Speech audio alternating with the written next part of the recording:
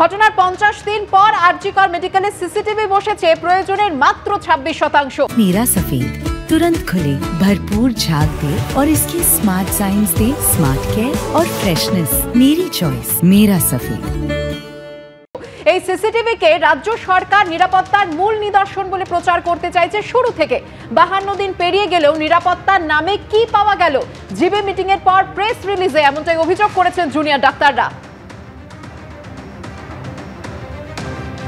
আরজিকর কাণ্ডের পর 50 দিনের বেশি পেরিয়ে গেছে সময়, তবে নিরাপত্তা বিষয়ক কোনো কাজ 50% হয়নি। গতকাল এ নিয়ে প্রশ্ন তুললেন স্বয়ং সুপ্রিম কোর্টের প্রধান বিচারপতি ডিওয়াই চন্দ্রচূড়।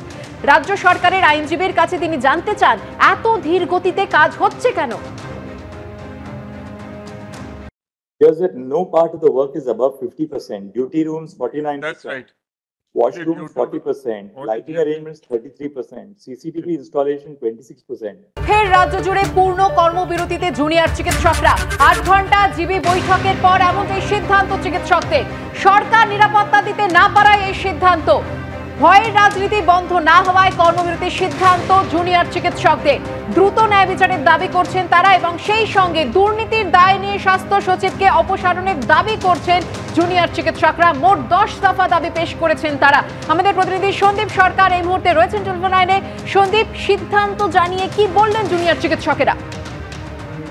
দেখুন, তারা যেটা জানিয়ে দিয়েছেন যে তাদের পূর্ণ কর্মবিরতি আজ থেকে শুরু হচ্ছে। আমরা জানি যে সাগর দত্তের ঘটনাটার পরই কিন্তু তারা এই হুঁশিয়ারিটা দিয়েছিলেন এবং তারা রাজ্য সরকারকে একদিনের আলটিমেটাম দিয়েছিলেন যে সুপ্রিম কোর্টে রাজ্যের তরফ থেকে কি বক্তব্য পেশ করা হয় এবং তাদের নিরাপত্তা সংক্রান্ত ইস্যুতে রাজ্য সরকার কি পদক্ষেপের কথা আদালতকে জানায় সেটা দেখে তারা পরবর্তী সিদ্ধান্ত নেবেন।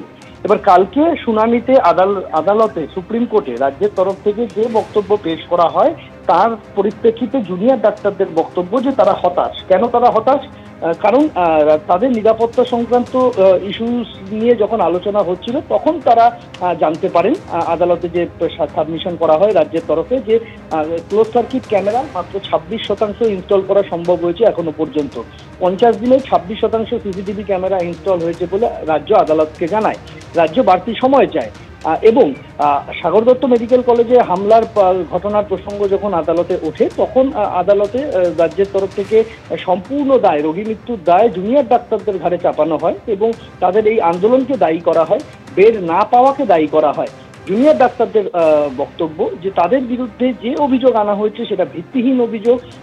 বেড যদি না পেয়ে থাকেন রোগী, যে বাস্তবে রোগী বেড পেয়েছিলেন কিন্তু যদি রোগী বেড না পেয়ে থাকেন তার দায় কখনো জুনিয়র ডাক্তারদের ওপর বর্তাতে পারে না। এটা সার্বিক পরীক্ষা ত্রুটি এবং রোগী মৃত্যুর যে দায় তাদের উপরে চাপানো হয়েছে সেই অভিযোগটাকে তারা অস্বীকার করেন। সার্বিকভাবে এই বক্তব্য আদালতে পেশ করার পর এবং তাদের নিরাপত্তা সংক্রান্ত বিষয়টি সুনিশ্চিত না হওয়ার কারণে তারা এই পূর্ণ কর্মবিরতির সিদ্ধান্ত নিলেন। দীর্ঘ বৈঠক হয়, কালকে তাদের জেনারেল বডির বৈঠক প্রায় ভোর রাতে 4টে নাগাদ শেষ হয়। তারপর কিন্তু তারা এই সিদ্ধান্তের কথা জানান।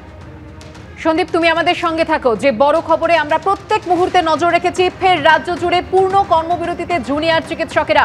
গতকাল সুপ্রিম কোর্টে আরজিকর মামলার শুনানি ছিল, সেখানেও চিকিৎসকদের নিরাপত্তার কথা বারবার উঠে আসে।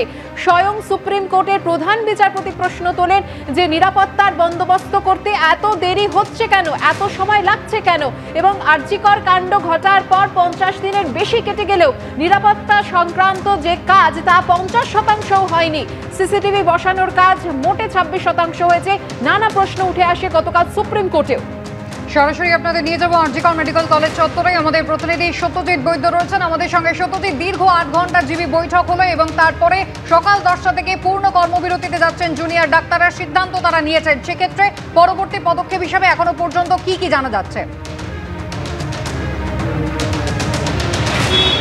দেখো কুসুমিতা, তোমাকে প্রথমেই বলে রাখি যে প্রায় রাতভরের বৈঠক বলা যেতে পারে। প্রায় টানা 8 ঘন্টা ধরে যে বৈঠক চলে, দীর্ঘ আলাপ আলোচনার পর জুনিয়র ডাক্তারদের যে সিদ্ধান্ত তাতে কিন্তু যে 10 দফা দাবি প্রকাশ করা হয়েছে এই মুহূর্তে, তার এই 10 দফা দাবি প্রথমেই রয়েছে কিন্তু নিরাপত্তার কথা এবং যে প্রথমেই যে যেমনটা রয়েছে যে বিচার সুনিশ্চিত করতে হবে এবং দ্রুত করতে হবে, এর পাশাপাশি নিরাপত্তার কথা রয়েছে এবং স্বাস্থ্য দপ্তরের গাফিলতির কথা রয়েছে, একের পর এক অভিযোগ।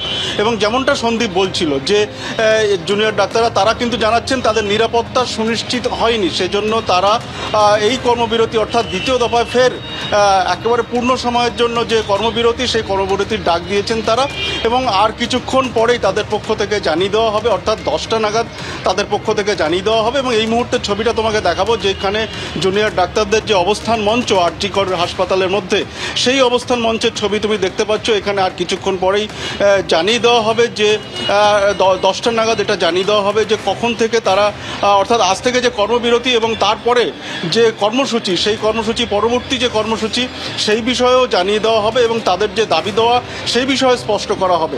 কুসুমিতা। সত্যজিৎ, ধন্যবাদ।